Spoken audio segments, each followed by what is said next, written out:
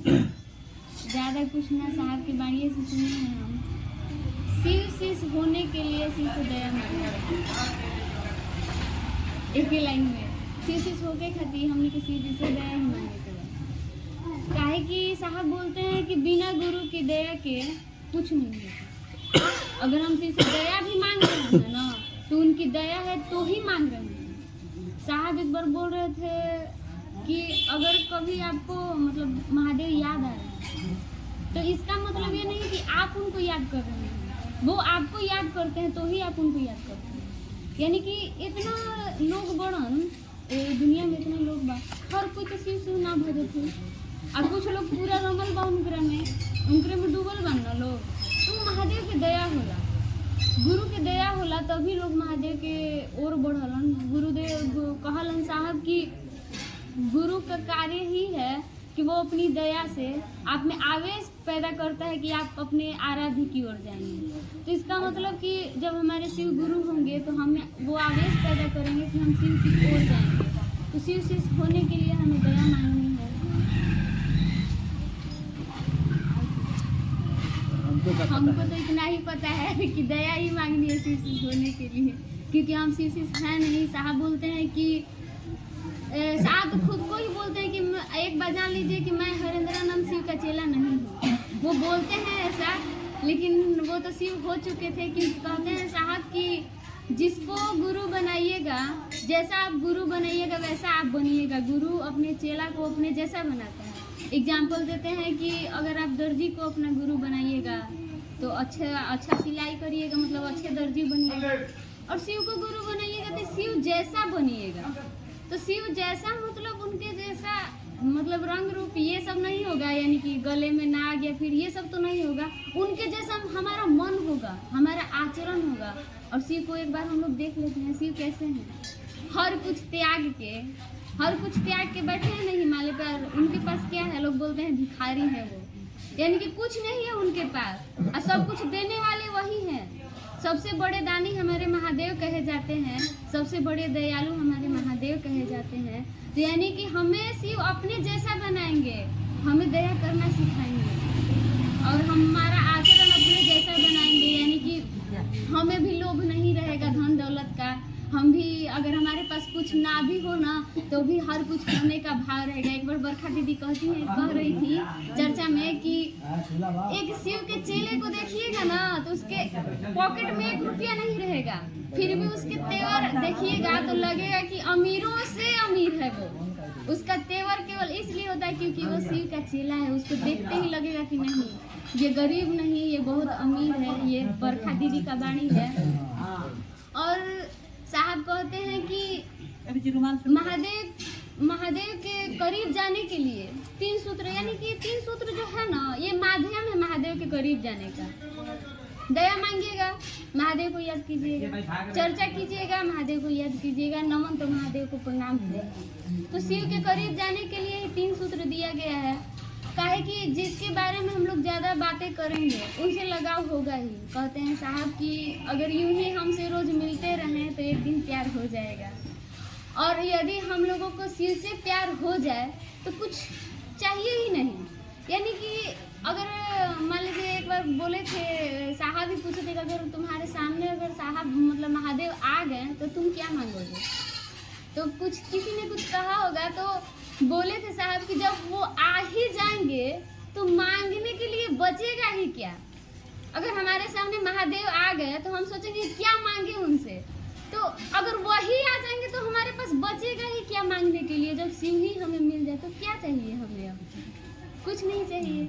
और शिव से हमें जुड़ना जरूरी है क्योंकि देखिए मेरा बहुत लोगों से बात होता है तो एक बार एक भैया बोले थे ना कि कर्म करो, ये सब लफड़ा में मत पड़ो। जैसे कि भगवान ये सब कुछ नहीं, पूजा पाठ ये सब दिखावा है या फिर गुरु भी मानो, केवल अपना कर्म करो, कर्म ही देखा जाता है।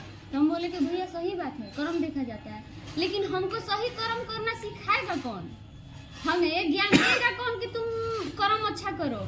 क्योंकि इंसान है, इंसान का मानसिकता कब बदल जाए किसे क्या पता किसमें कब अहंकार आ जाए। अभी मान लीजिए हम मामूली हैं, अगर कभी हम किसी पद पे गए, एग्जाम्पल थ्रू अगर हम कुछ एग्जाम दिए निकले, अगर मेरे अंदर अहंकार आ गया कि मेरे पास इतना पैसा है, ये सब अहंकार आ गया, तो हम क्या करेंगे उस अहंकार का? उस अहंकार को नष्ट कौन करेगा? हम मनुष्य है ना, कब बिगड़ जाए इसका कोई ये गारंटी नहीं। हाँ, गारंटी नहीं है। तो इसीलिए हमारे अंदर अहंकार ना है, हमारा आचरण व्यवहार अच्छा रहे, हम सही कर्म करें, इसके लिए ज्ञान की जरूरत है और हमें ज्ञान गुरु ही देंगे। तो गुरु की आवश्यकता है हमें। कहते हैं सबका अपना कर्म करो, तो आखिर क्यों एक व्यक्ति गलत राह पे जाता है, एक व्यक्ति सही राह पे जाता है? तो ज्ञान का अभाव है तभी तो। और ज्यादा कुछ नहीं, अगर मान लीजिए हम शिव को अपना गुरु बनाए या फिर किसी को भी अपना गुरु बनाते हैं, सारे गुरु लोग ज्ञान देने का ही काम करेंगे, तो ज्यादा कुछ ना मिलेगा, लेकिन इतना तो मिलेगा ही ना कि हम किसी के साथ गलत ना करें। क्योंकि हमने सुना है ना कि किसी के साथ कुछ गलत होता तो बोलते ना जो कैले रहे मिलता, यानी कि भोगता। तो इतना तो रहे ना कि हाँ केकरो साथ हम गलत ना करो, हमरा कुछ ना मिलो, हम जितना बनी उतना में खुश है, बस इतना रहो कि हमरा कारण कोई और के तकलीफ ना मिलो। आज ही एगो भैया से थोड़ा बहुत बातचीत हुई तो कहतन कि महादेव गुरु कैसे हो सकता है? महादेव गुरु है ही नहीं, वो देवादि देव महादेव है, उनको महादेव ही रहने दिया जाए, गुरु ना कहा जाए। उनका ये अब उनका मानना है। तो मैंने बोला उनसे कि आपके यदि पिताजी हैं, अभी पिताजी हैं, पहले किसी के भाई होंगे, उनका नाता अलग अलग है ना। तो जो मालिक हैं हमारे महादेव, जो देवादिदेव महादेव इस दुनिया के मालिक हैं, वो गुरु क्यों नहीं हो सकते? आखिर हमारे पिताजी एक टीचर हो सकते हैं, आपके पापा पढ़ा रहे हैं स्कूल में तो टीचर हो गए, और घर पे हैं तो पिताजी भी हो गए, तो महादेव गुरु क्यों नहीं हो सकते? और जबकि उनको जगत गुरु कहा गया है, पुराणों में लिखा गया है, वेद में नहीं उपनिषद में आपको लिखा मिलेगा कि हाँ शिव जगत गुरु हैं, आपको प्रमाण भी मिल रहा है कि जगत गुरु है, फिर भी आप बेवजह बहस कर रहे हैं। तो ऐसे लोगों से बहस क्या करना है? यानी कि मतलब प्रमाण है कि महादेव गुरु है, फिर भी आप बोल रहे हैं कि वो गुरु नहीं है। तो एक बार जांच लीजिए। मैंने बोला कि आप जांच लीजिए, हम तो आपको बता रहे, सबूत भी दिए हम आपको कि हाँ महादेव गुरु हैं, आप एक बार मानिए। काहे कि साहब बोलते हैं कि अगर आप मिठाई खाइएगा तो बोलिएगा मीठा है, लेकिन ये नहीं बता सकते कि कैसा मीठा है, क्योंकि मीठा कितना प्रकार का होता है। गुड़ देख लीजिए, चीनी, हर किसी का स्वाद अलग होता है।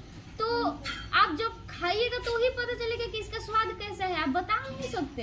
ये एक मतलब होता है ना भावना टाइप का, वो आप बता नहीं सकते हैं। तो वही महादेव गुरु हैं, ये जो जानेगा उनको मानेगा वही जानेगा कि हाँ सच में गुरु हैं। क्योंकि जब महादेव को अपना गुरु बनाइएगा तो वो सिखाते हैं बिना बोले ही। जैसे मान लीजिए हम लोग कोई मन्नत करते हैं, लोग बहुत मन्नतें मांगते हैं माता के पास कि हई हो जी तो हई करम बलिदान चाहे कुछ भी, तो वो पूरा होता है उन लोगों का। तो क्या वो आके सामने देते हैं, वो आदमी से ही रहते हैं तो दे देते हैं। उसी प्रकार महादेव गुरु का काम करते हैं, बिन बोले बिन दिखे ही आपको सिखाते हैं। और धीरे धीरे आप लोगों को भी पता चला होगा कि गुरु बनाने के बाद महादेव को हमारे आचरण व्यवहार में परिवर्तन जरूर आया होगा। आप अपने घर मोहल्ले में भी देखते होंगे, जो लोग ज़्यादा लड़ाई झगड़ा करते होंगे आज शिव की बातें करते हैं बैठ के। तो मान लीजिए मेरा ये भी कहना होता है कि अगर ये अंधविश्वास भी है, हम मान लेते हैं शिव गुरु नहीं है, ये भी मान लेते हैं आपके कहने पे, लेकिन यदि वो अंधविश्वास ही अगर वो हमारी मानसिकता की मतलब हाँ शिव गुरु है, झूठ में ही अगर हमारा आचरण सुधर गया, आज हम जिसकी बुराई करते थे आज उसके बारे में अच्छा सोचते हैं, अगर कोई तकलीफ में होता है कोई भाई बहन ना, तो उनको दर्द होता है आज कि नहीं उनको बताया जाए कि हम महादेव गुरु हैं, आप दया मांग के देखिए ना जरा। हम मांगे हैं, हमको पता है कि महादेव दया करते हैं, एक बार मांग के देखिए। तो ये मतलब इंसानियत जगाए हैं साहब हमारे अंदर, इंसान को इंसान बनाए। साहब बोले कि पहले चेला बनोगे, चेला बनने के लिए इंसान तो बन जाओ, गुरु तुमको इंसान बनाएगा। आज के लोग इंसान हैं, कब भाई बहन में लड़ाई झगड़ा हो जा रहा है, एक जमीन के लिए मारा काटी हो जा रहा है, तो वो क्या इंसानियत है? हम इसको तो इंसानियत नहीं समझेंगे। तो कम से कम गुरु हमको इंसान तो बनाएंगे ना, कि हाँ इस धरती पे हैं तो इंसान तो बने, हम चेला नहीं बनेंगे, अगले जन्म में बनेंगे, कभी भी इंसान तो अभी बन जाए। तो साहब के कहे कदम पे हमको चलना है, क्योंकि जीवन में आए हैं तो कब तक रहना है किसी को नहीं पता। एक बात समझ लीजिए कि साहब बोले थे कि जब आपने जन्म लिया होगा तो आपसे माता पिता आपको नहीं पूछे होंगे कि तुम जन्म लेना चाहते हो, किसी से नहीं पूछे होंगे। मरते वक्त भी कभी भी किसी से सवाल पूछा है? काल ने पूछा है कि तुम अभी चलना चाहते हो, तुम्हारे पास समय है? ये सब कोई नहीं पूछता है। यानी कि आपको जाना नहीं है, इच्छा नहीं है जाने की, फिर भी आप जाते हैं। आने की इच्छा है कि नहीं हमें नहीं पता है, फिर भी हम आए थे ना।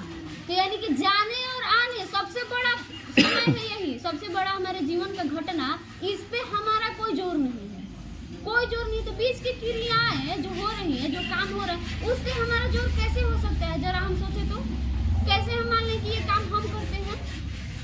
यही हम भाव, ये बात अगर हमारे समझ में आ जाए कि हम यहाँ पे आए हैं, जैसे भाई बहन बोलते हैं ना कि दुनिया में कोई नहीं थे, मर के जाइए तो कोई साथे जाई, तो कोई साथे ना जाए ये बात हम मानते हैं, लेकिन हमू तो केकरो साथे ना जाए।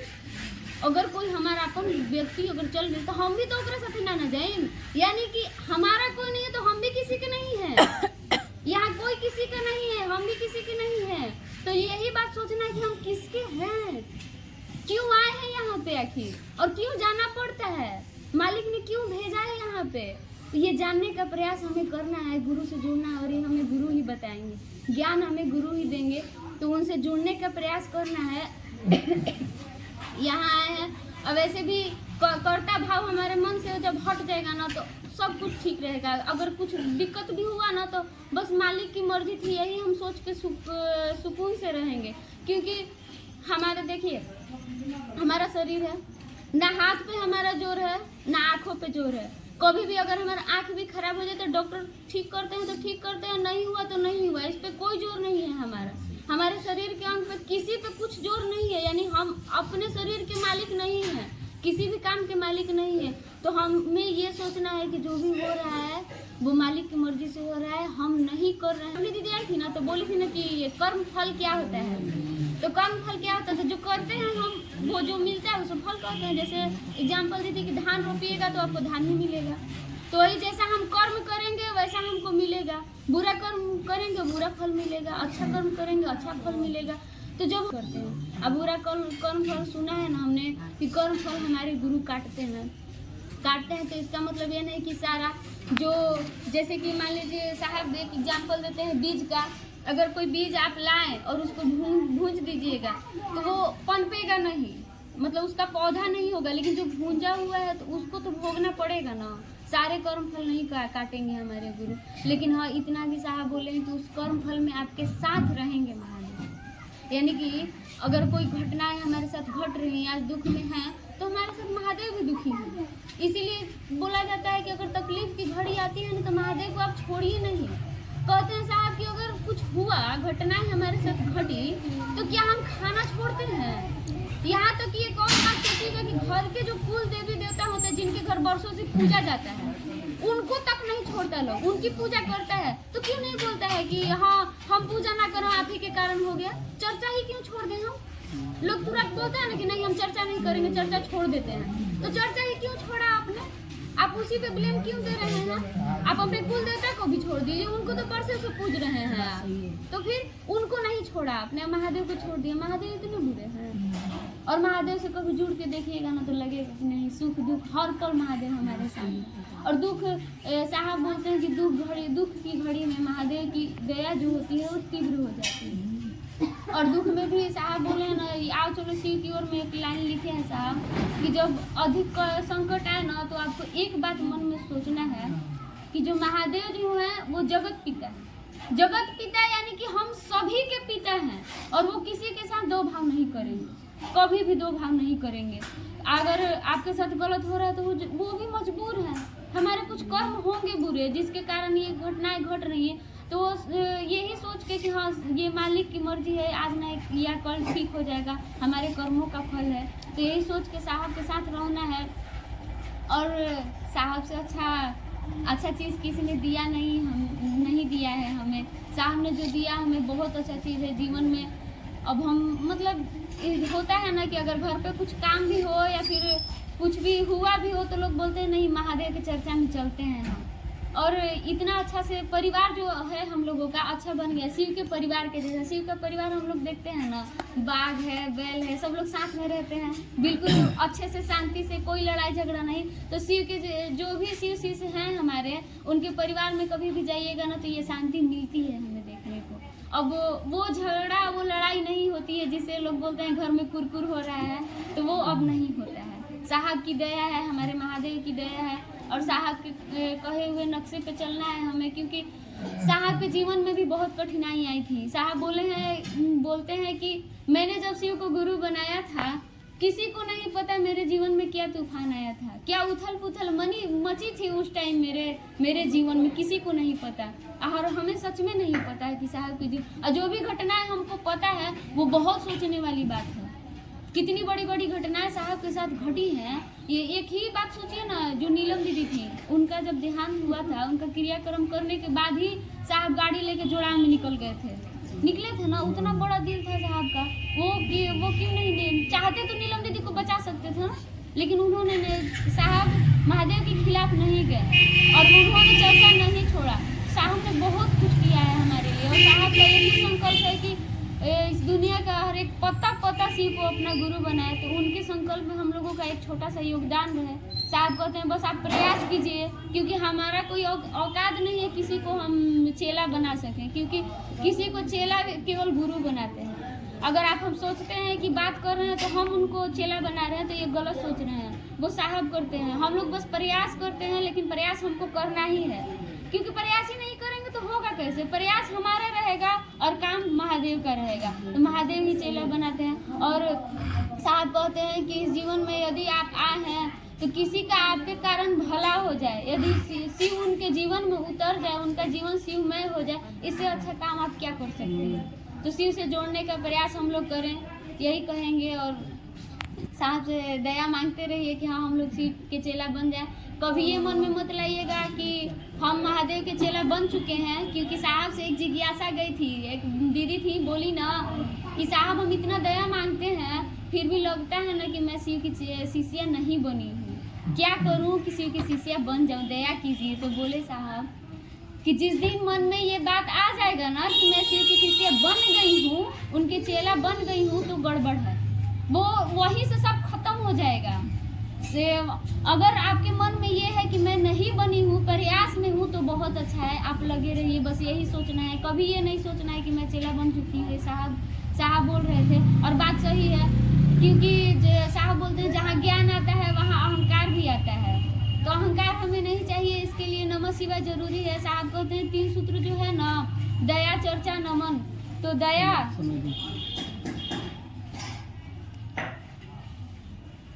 दया मांगना जरूरी है। शिव होने के लिए हमें दया मांगनी जरूरी है। बस इतना ही कह के समय के लिए माफ़ी चाहूँगी। मैं अपनी बाणी अपने गुरु शिव जी के चरणों में रखती हूँ, सभी भाई बहन के चरणों में प्रणाम।